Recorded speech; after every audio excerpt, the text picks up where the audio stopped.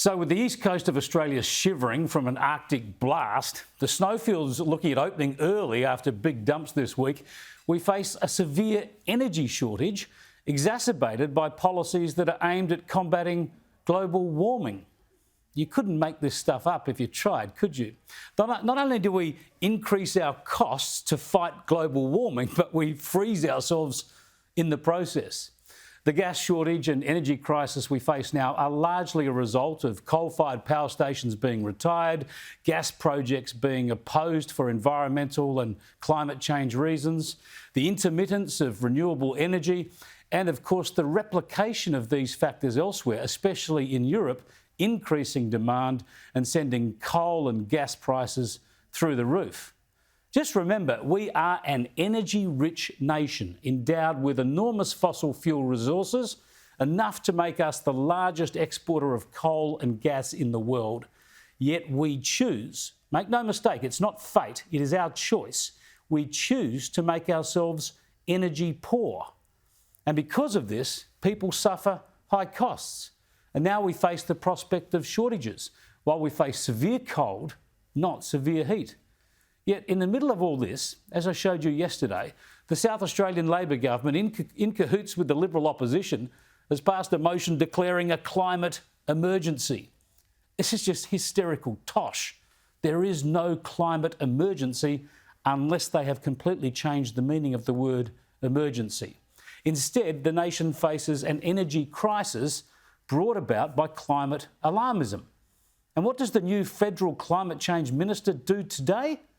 Well, Chris Bowen met with a group that calls itself the Emergency Leaders for Climate Action, a group that has spent the last few years using our natural disasters to push their highly political climate change messages. Emergency Leaders for Climate Action have that expertise. They have been warning Australia and Australian governments of the emerging natural disaster crises as a direct result of climate change, and they have been ignored for too long, and Australians have paid a price. Now, someone in leadership sometime will have to call an end to all this emotive, anti-science exaggeration that's frightening our children, distorting our politics and generating our energy crisis. Cheap, reliable energy is the very foundation of our economy, the very foundation of our prosperity, our health, education, innovation and all the rest depend on it.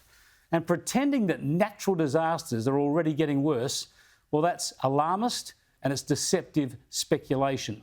Even worse, pretending that Australian policies can change the climate, can make the climate more benign, well, that is anti-science, anti-fact and completely delusional.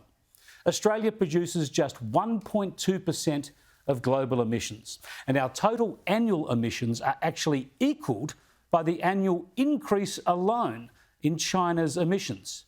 Think about that. If we had shut down Australia completely a year ago, global emissions would already be back above where they were. So just think about how much our domestic policies will change global climate patterns. It's a nonsense, and we need to call it out rather than indulge it. Instead, people fan the flames of fear and they provide false hope about easy solutions.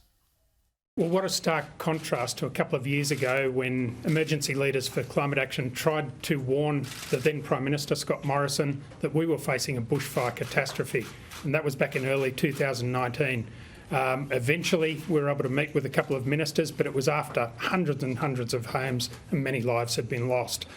There's great hope now that there'll be a reset. As the Minister said, we have to set aside the climate wars. No more blame, no more misinformation. We need to get on with this task because we've been through Black Summer. We've been through massive floods that have broken all records. This is climate change in action. We must take urgent action on emissions because that's the only thing that is going to drive down the severity and intensity of natural disasters into the future. Now, that climate activist Greg Mullins must know Australia has always faced catastrophic bushfires and that we always will. He also knows that catastrophic bushfires can never be stopped, not by aerial water bombers, not by firefighters, and not by climate policies. We need to protect ourselves from bushfire through planning, clearing and sensible construction. We shouldn't pretend we can live in the bush and quell bushfires with climate action. It's a false hope. It denies the science, and it leads to a dangerous diversion from the clearing and planning decisions that people need to make. Not only will we always face catastrophic fires, of course, we'll always be the land of droughts and flooding rains. This is our history and it's our future. And denying it is a self-indulgent fantasy played out for political purposes. And no matter how much the new government bows to the alarmists, we all know they'll never be satisfied. The science is saying that a much stronger target is needed, but I must say 43% is a lot better than 26 to 28%.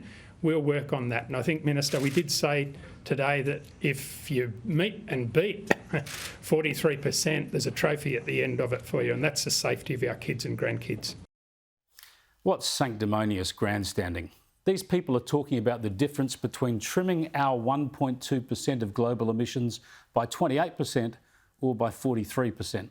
In other words, will Australia reduce our share of global emissions by 0.33% or 0.51%? And they're pretending that this tiny figure will make all the difference to our weather. And it gets even worse, because they're pretending that this will change the weather even though other countries are increasing their emissions, adding at least 1 tonne of carbon dioxide for every tonne we cut, and global emissions continue to rise. It's absurd. Please, let's face the facts. Yet these politicians and activists continue to pretend. They must know the facts. So what drives them? It's a kind of religion, is it? Or is it partisan politics? Grandstanding and virtue signalling, there's certainly plenty of that. I don't know, though, what drives them. I do know it's hurting a lot of Australians.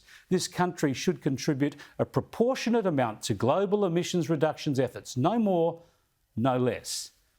But we need to protect our energy supplies in the process, especially by starting a domestic nuclear energy industry, emissions-free, reliable, safe energy. I showed you a Facebook statement from Barnaby Joyce last night criticising the net zero by 2050 target, the same target he took to the election as Deputy Prime Minister. Well, he spoke to Ben Fordham on 2GB this morning, and he confessed that he never actually supported that target, but just went along with the coalition position, something he won't be doing anymore. What we have to do now is get the attitude change in the public that you want to get baseload power up and running. You want to get your coal-fired power stations up and running. You have to seriously consider nuclear, because the alternative is coming to you in the mail, and it's called the power bill, and it's going through the roof. Hard to argue with that, isn't it? Although, of course, the coalition should have been saying all this long before the election. Now we've got a Labor government, and it blames everything on the coalition. I make this point. I've seen some commentary, some unnamed commentary from members of the former government saying the new government, which was sworn in yesterday, should be doing more, apparently. This is a government which the former government promised a gas-fired recovery and left us a gas bin fire for the new government to deal with. The problem is that both major parties have been more focused on satisfying climate change activists than on securing our energy supplies. Labor was talking about opposing a new gas-fired generator only a few months ago.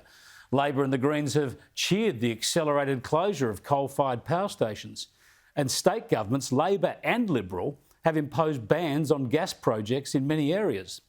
The bottom line is we need reliable power. And we need a variety of options, of course, a variety of sources.